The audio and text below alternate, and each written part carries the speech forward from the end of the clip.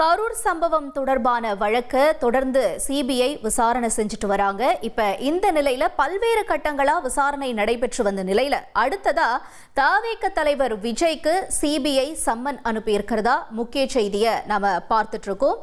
தவேக தலைவர் விஜயும் இந்த விசாரணைக்கு ஆஜராக சொல்லி சிபிஐ தரப்புல இருந்து சம்மன் கொடுத்திருக்காங்க.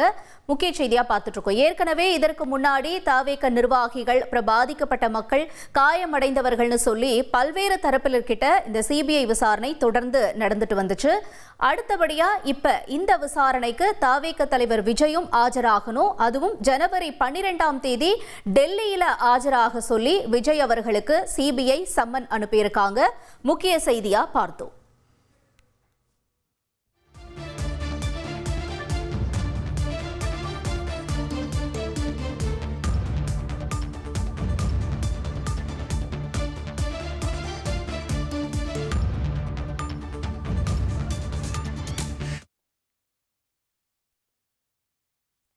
தொடர்ந்து மேலும் தகவல்களை வழங்குவதற்காக இணைஞ்சிருக்காரு எமது செய்தியாளர் மணிகண்டன். ஏற்கனவே பல்வேறு கட்டங்களா இந்த விசாரணை நடந்துட்டு வந்தது. இப்ப தவேக தலைவருக்கும் சம்மன் அனுப்பப்பட்டிருக்கு. தொடர்ந்து சிபிஐ தரப்புல என்ன தெரிவிச்சிருக்காங்க?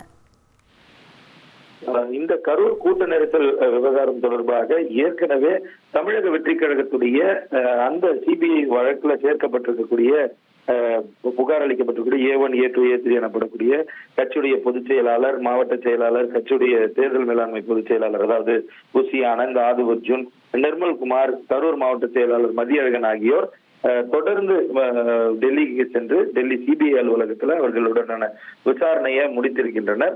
அடுத்த கட்டமாக விசாரணை கழித்தாலும் முழு ஒத்துழைப்பு வழங்குவோம் என தமிழக வெற்றி கழகம் சார்பில் தெரிவிக்கப்பட்டிருக்க நிலையில தமிழக வெற்றி கழக தலைவருக்கு அடுத்தபடியாக, ஏனென்றால் அந்த கூட்ட நெரிசல் நேரடியாக தமிழக வெற்றி கழக தலைவரை பார்ப்பதற்காகவும் அவரது உரையை கேட்பதற்காகவும் அந்த கூட்டம் என்பதால சிபிஐ விசாரணையின் போது முக்கியமான விசாரணைக்காக தமிழக வெற்றி கழக தலைவர் விஜய்க்கு சம்மன் அனுப்பப்படும்.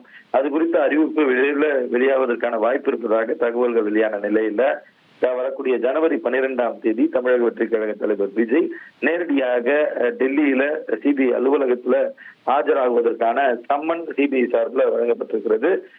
இதுவரையில அதிகாரப்பூர்வமாக அவர் பெற்றுக்கொண்டதற்கான தகவல்கள் தமிழக வெற்றி கழகத்தின் வட்டாரங்கள்ல கேட்கும் போது இல்லை என தெரிவித்தாலும் இது எதிர்பார்த்த ஒன்றுதான் என தமிழக வெற்றி கழகத்தின் முக்கிய நிர்வாகிகள் தெரிவிக்கின்றனர்.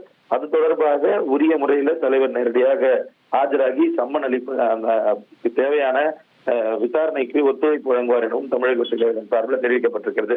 இந்த கரூர் விவகாரத்தை பொறுத்தவரையில கரூர் விவகாரம் தொடங்கி அதுக்கு அடுத்தபடியாக உச்சநீதிமன்றம் சென்று அவர்களுக்கான அந்த SIT-யிலிருந்து மாறுதல் ஏற்பட்டு சிபிஐ விசாரணை மேற்கொள்ளப்பட்டு சிபிஐ நேரடியாக 3 நாட்கள் கரூர் சம்பவ இடத்திற்கு சென்று விசாரணைகளை மேற்கொண்டிருந்தது, ஆய்வுகளை மேற்கொண்டிருந்தது. அதற்கு அடுத்தபடியாக அது சார்ந்த கட்சியுடைய தலைவரும், அதே போல மாவட்ட நிர்வாகத்தை சேர்ந்த காவல்துறை அதிகாரிகள், அதே போல மாவட்ட ஆட்சியர் என பல தரப்பினரிடம் விசாரணை நடத்தி வரக்கூடிய நிலையில தமிழக வெற்றி கழக தலைவருக்கு சிபிஐ சம்மன் வழங்கியிருப்பது இந்த வழக்குடைய முக்கியத்துவங்களை பார்க்கிறது.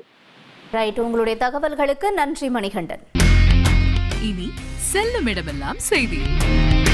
தந்தை டிவியின் வாட்ஸ்அப் சேனலை ஃபாலோ பண்ணினா செல்ல இருக்கும் இடமெல்லாம் செய்தி. இதோ QR கோட் இப்பவே ஸ்கேன் பண்ணுங்க, ஃபாலோ பண்ணுங்க.